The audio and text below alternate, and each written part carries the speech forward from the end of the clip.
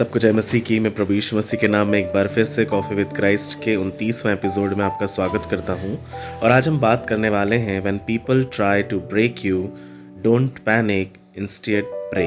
जी हाँ, जब परमेश्वर के लोगों को कोई तोड़ने की कोशिश करता है तो उस समय हमें घबराना नहीं है, परंतु हमें परमेश्वर से उनके लिए प्रार्थना करनी है। मैं आपके लिए एक मुख्य पद को पढ़ने जा रहा हूँ, वो है उत्पत्ति 50 उसका 20।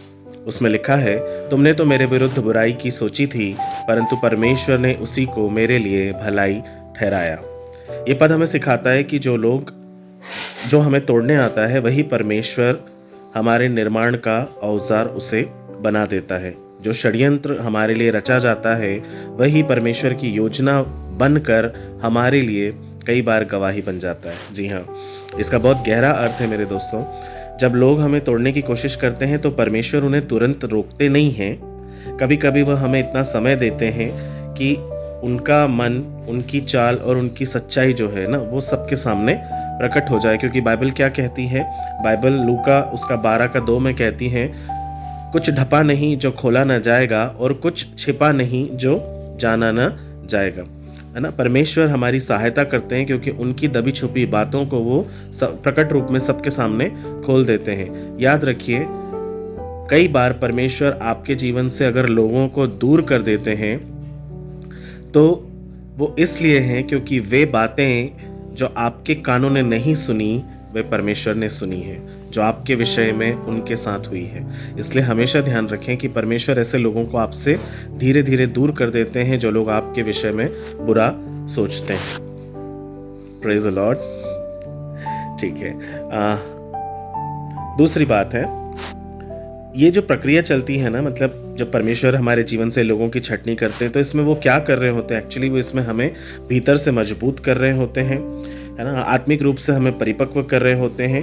और ये हमें समझा रहे होते हैं कि असल युद्ध हमारा मनुष्यों से नहीं बल्कि आत्मिक शक्तियों से है, जिस पर यीशु ने पहले ही विजय पा चुकी है। और ये आपको वचन मिलेगा कुलुस्सियों 2:15 में और इफिसियों 6:12 में, जहाँ पे स्पष्ट रूप से लिखा है कि हमारा आत्मिक युद्ध जो है वो संसारिक सरदारों से नहीं है परंतु दुष्ट की सेना से है और मध्य आकाश में काम करने वाली ऐसी आत्मिक ताकतों से। उनके विरुद्ध हमारा लड़ाई है जो परमेश्वर हमारी ओर से लड़ते हैं।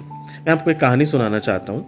एक दफ्तर में एक युवक है जो बहुत ही ईमानदारी से और विश्वास के साथ अपना काम करता है, ईश्वर के भय में चलता है, लेकिन कुछ उसके सहकर्मी हैं जो उसकी आस्था से चिढ़ते हैं और परमेश्वर के नाम से जलते हैं। वो उसके विरुद्ध में बहुत सारी बातें हर दिन किया करते हैं और कोशिश करते रहते हैं कि कैसे भी करके इसे नौकरी से निकाल दिया जाए, लेकिन बदले में वो युवक उनसे कुछ नहीं कहता है। वो परमेश्वर से बस हर बार भजन संहिता 18:2 को कोट करते हुए यही कहता रहता है कि हे प्रभु, तू मेरा न्यायी है, तू ही मेरी ढाल और मेरी झीलम, मेरी आड़ है।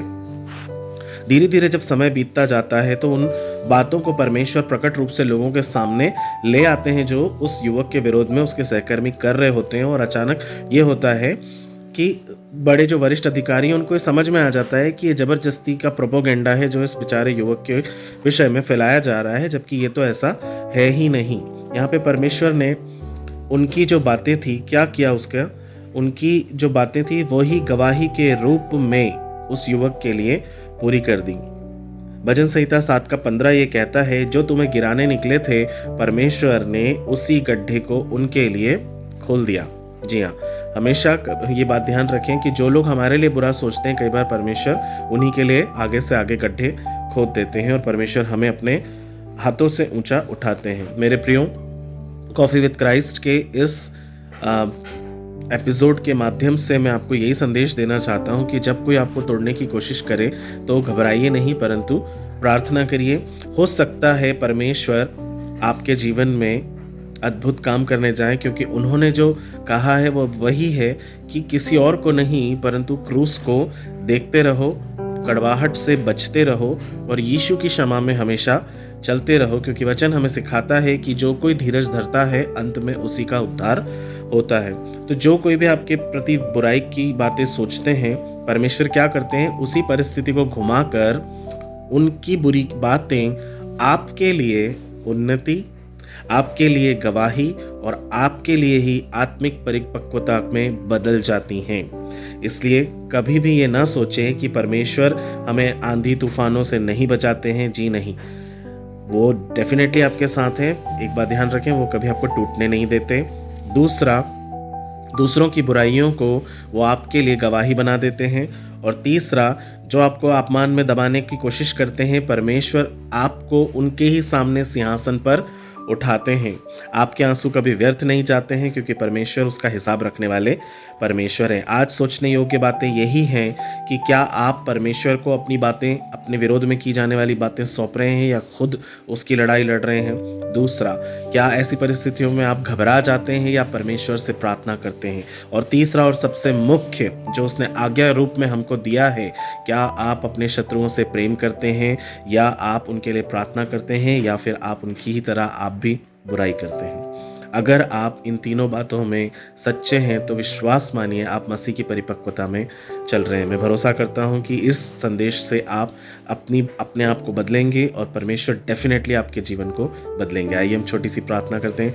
परमेश्वर, आज यीशु मसीह के नाम से हम आपके पवित्र चरणों में आते हैं और हम विश्वास से उन सभी लोगों को आपके हाथों में सौंपते हैं पिता, जो प्रभु किसी के विरोध में होकर के बुरी बातें गढ़ते, रचते और प्रभु जी उनके जीवन को बर्बाद करने की कोशिश करते हैं। हम आपसे विनती करते हैं, आप एक मध्यस्थ होकर उनके जीवन में आएं और परमेश्वर उनके विचारों को बदलें और उनकी जो भी कथनी और करनी है परमेश्वर, वो हमारे विरोध में ना होकर हमारी ही भलाई में बदल जाने पाए।